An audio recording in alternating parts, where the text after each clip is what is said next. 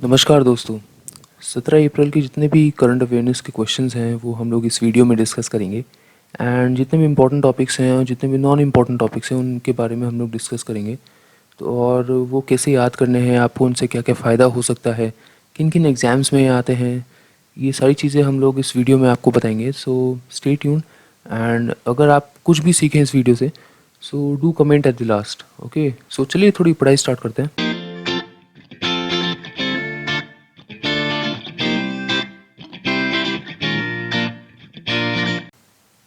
पहला क्वेश्चन है, which is the first state to start pool testing for coronavirus. एक state है जिसने पूल टेस्टिंग स्टार्ट करी है कोरोना वायरस के लिए। वो कौन सी स्टेट है? वो स्टेट है उत्तर प्रदेश। ठीक है। सो उत्तर प्रदेश में पूल टेस्टिंग स्टार्ट हो रही है। तो 10 सैंपल्स लेते हैं, उनमें से एक टेस्ट करते हैं। अगर वो टेस्ट नेगेटिव आ गया तो हम मान लेते हैं कि सारे के सारे टेस्ट नेगेटिव हैं। मगर अगर उन 10 सैंपल्स में से जो एक टेस्ट हम लोग चेक कर रहे हैं उस वो पॉजिटिव आ गया तो फिर हम सारे के सारे सैंपल्स फिर से चेक करते हैं। तो ये पूल टेस्टिंग होता है। तो इससे क्या होता है कि जल्दी जल्दी टेस्टिंग हो जाती है। तो इसलिए उत्तर प्रदेश सरकार पूल टेस्टिंग स्टार्ट कर रही है। आईसीएमआर ने उनको अलाउ कर दिया है पूल टेस्टिंग करने के लिए। राइट। सो अब क्योंकि उत्तर प्रदेश के बारे में बात हो रही है तो वहाँ के गवर्नर और चीफ मिनिस्टर के बारे में बात कर लेते हैं। वहाँ की गवर्नर है आनंदीबाई पटेल। एंड वहाँ के चीफ मिनिस्टर तो आप सभी लोग जानते हैं, योगी आदित्यनाथ। ये फ़ोटो में आप देख सकते हैं। ठीक है। एक हेल्पलाइन नंबर भी उन्होंने स्टार्ट करा है 1800 180 5145, जिससे कि हम लोग डॉक्टर्स के कंसल्ट कर सकते हैं regarding corona virus and covid. Okay. Next question की अगर हम बात करें तो नेक्स्ट क्वेश्चन है कि गवर्नमेंट ऑफ इंडिया ने लॉन्च करा है अभी All India agri transport call centre. वो कौन सी स्टेट में लॉन्च करा है? वो लॉन्च करा है दिल्ली में, न्यू दिल्ली में। तो इससे हम लोग क्या कर रहे हैं ना, इससे हम लोग जितने भी इंटर स्टेट मूवमेंट है पेरिशेबल आइटम्स की, पेरिशेबल आइटम्स मतलब जो ख़राब हो सकते हैं कुछ टाइम बाद, जैसे कि वेजिटेबल्स हो गए, फ्रूट्स हो गए, ठीक है, एग्री इनपुट्स हो गए लाइक सीड्स, पेस्टिसाइड्स, इनका एक कॉल सेंटर बनाया है जिससे कि जो मूवमेंट है इंटर स्टेट वो थोड़ी आसान हो सके। राइट। उसमें अगर कोई भी प्रॉब्लम्स आती है लॉजिस्टिक्स में या ट्रांसपोर्टेशन में, उस ये कॉल सेंटर में कॉल करके आप अपनी प्रॉब्लम बता सकते हैं and they can suggest you a solution. Okay. So call centre का नंबर यही है 1800 180 4200। दूसरा नंबर है लास्ट में 14488। क्योंकि एग्रीकल्चर से रिलेटेड हम लोग यहाँ पे बात कर रहे हैं तो union minister of agriculture and farmers welfare, ये मैंने अपनी बहुत सारी वीडियोस में भी बताया है। इनका नाम है मिस्टर नरेंद्र सिंह तोमर। यहाँ पे अपनी वीडियो पे देख सकते हैं। राइट, स्क्रीन पे देख सकते हैं। क्योंकि न्यू दिल्ली की जितनी भी सब्जी मंडी होती है और जितनी भी वेजिटेबल मार्केट्स होती हैं बहुत बड़ी होती हैं, इसलिए जितने भी कॉल सेंटर्स हैं वो न्यू दिल्ली से ऑपरेट कर रहे हैं। राइट। थर्ड क्वेश्चन की बात अगर करें तो कौन सी कंट्री होस्ट करेगी 2020 एशियन बॉक्सिंग चैम्पियनशिप? ओके, तो वो कोई और नहीं है, वो है इंडिया। अब आप लोग सोचेंगे ऐसे माहौल में हम लोग कैसे होस्ट करेंगे, तो एक्चुअली क्या है ना कि ये जो बॉक्सिंग चैम्पियनशिप है वो नवंबर दिसंबर में होगी।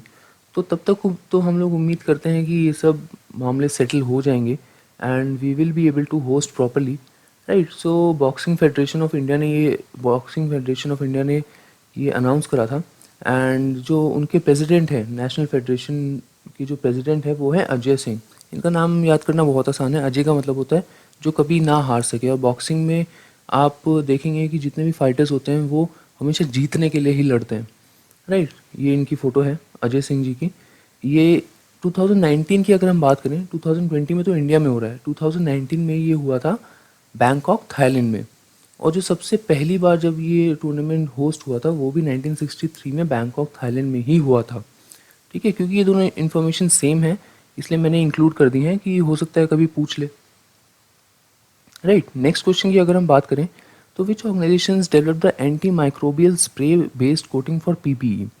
एक एंटी माइक्रोबियल स्प्रे उन्होंने डेवलप करा है, कौन सी ऑर्गेनाइजेशन ने, पर्सनल प्रोटेक्टिव इक्विपमेंट के लिए। राइट। तो वो ऑर्गेनाइजेशन है आईआईटी गुवाहाटी। इसने क्या करा है ना कि पीपी जो हम लोग जो डॉक्टर्स वगैरह पहनते हैं जिससे कि जिन पेशेंट्स को वो ट्रीट कर रहे हैं उनसे डॉक्टर्स में कोरोना वायरस इन्फेक्ट ना हो, एक स्प्रे डेवलप करा है जो पीपी पे हम लोग छिड़केंगे। उससे क्या होगा कि जो अगर इन्फेक्शियस वायरस आ भी गया तो वो वहीं पे मर जाएगा। ये एक स्प्रे है जो कि आईआईटी गुवाहाटी ने डेवलप करा है। तो इसमें क्या होगा ना, is to safeguard the health care workers and citizens from current corona virus. Right. और एक और चीज़ उन्होंने डेवलप करी है वो है 3D printed year guard. 3D printed year guard ये है, जैसे कि आप फोटो में देख सकते हैं। यूजुअली क्या होता है ना, जो भी हम मास्क पहनते हैं उसमें जो सारा लोड होता है वो ईयर पे होता है, ठीक है। तो इसलिए हम लोग ज़्यादा देर तक मास्क पहन नहीं पाते, यहाँ पे दर्द होना शुरू हो जाता है और 4-5 घंटे के बाद वो बहुत ही परेशानी हो जाती है उस मास्क को पहनने के लिए। तो इसलिए यहाँ पे एक 3D printed year guard develop करा है, जिससे कि क्या होगा, ये पीछे ये हुक हो जाएगा, जिससे कि जितना भी सारा वेट है वो at the back of the head आ जाएगा rather than at the ear. तो इससे क्या होगा कि हम लोग जितने भी हेल्थ केयर वर्कर्स हैं वो ज़्यादा देर के लिए मास्क पहन सकते हैं बिना किसी परेशानी के। राइट, नेक्स्ट क्वेश्चन की बात करें तो ICMR, Indian council of medical research ने अभी एक नया काइंड का कोरोना वायरस डिस्कवर करा है जो कि बैट कोरोना वायरस है, और वो बैट की 2 स्पीशीज़ में पाया गया है, ठीक है। तो वो 2 स्पीशीज़ का नाम क्या है?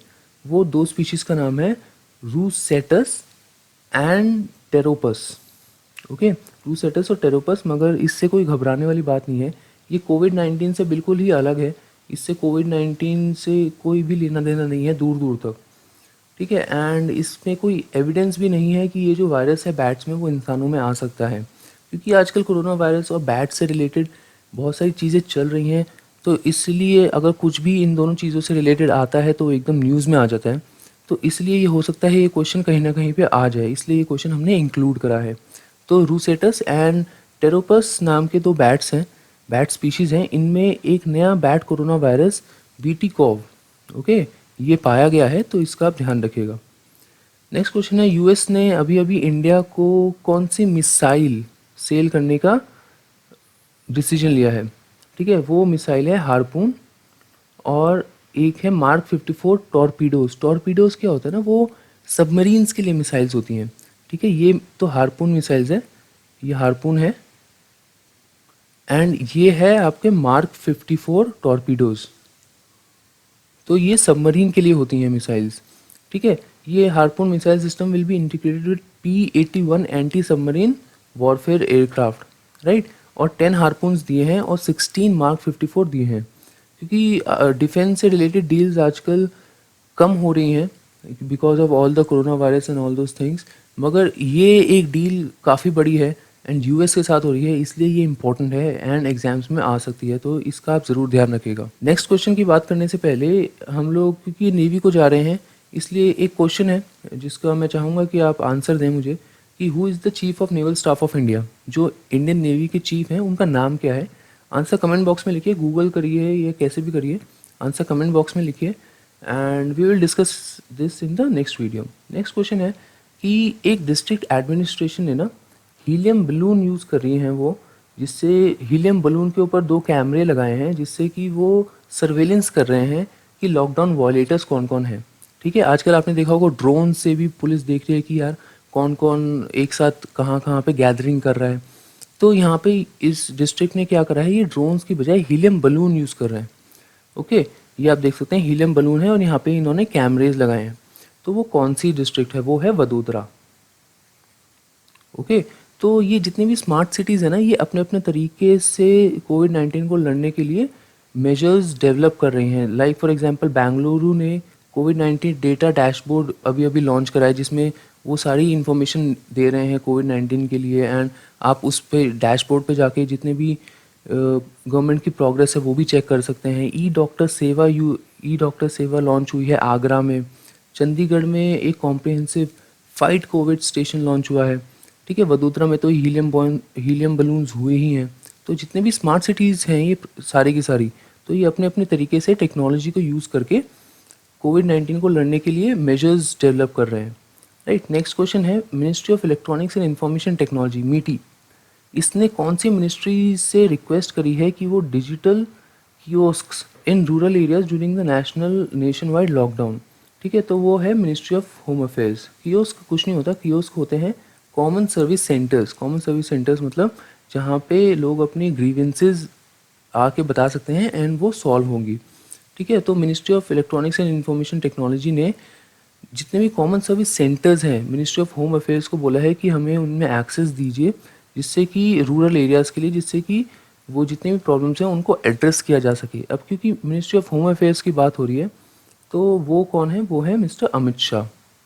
इनकी फ़ोटो तो आपने देखी होगी बहुत बार, राइट। नेक्स्ट है कि विच मिनिस्ट्री लॉन्च्ड देश Dekho Apna Desh webinar series during the lockdown to कोविड-19। अभी क्या हो रहा है ना, कोविड-19 की वजह से जितनी भी हमारा टूरिज्म इंडस्ट्री है वो बहुत ही ज़्यादा इफेक्ट हो रही है। ठीक है, तो मिनिस्ट्री ऑफ टूरिज्म ने स्टार्ट करा है देखो अपना देश वेबिनार सीरीज़। ठीक है, जिसमें कि आपको इन्फॉर्मेशन प्रोवाइड करी जाएगी मैनी डेस्टिनेशंस और उनके डिटेल्स के बारे में। ठीक है, एंड जिससे क्या होगा कि जैसे ही ये लॉकडाउन ख़त्म हो, जैसे कि ये जितना भी कोरोना वायरस का जो पैंडेमिक है वो थोड़ा सप्रेस होगा, सो दैट थोड़ी टूरिज़्म इंडस्ट्री थोड़ी ग्रो कर पाए, क्योंकि अभी बिल्कुल ज़ीरो हो रखी है। राइट, एंड बहुत ज़्यादा लोग उससे अफेक्ट हो रहे हैं अगर हम बात करें तो। यही है। एंड देखो अपना देश एक इनिशिएटिव है मिनिस्ट्री ऑफ टूरिज़्म का, और मिनिस्टर ऑफ टूरिज़्म कौन है? मिनिस्टर ऑफ टूरिज़्म है प्रहलाद सिंह पटेल। ये आपकी स्क्रीन पे है। राइट, नेक्स्ट है एक स्वयं एमओओसी। ठीक है, स्वयं एमओओसी प्लेटफॉर्म लॉन्च हुआ है एमएचआरडी से। एमएचआरडी ने लॉन्च करा है फॉर क्लासेस 9 to 12।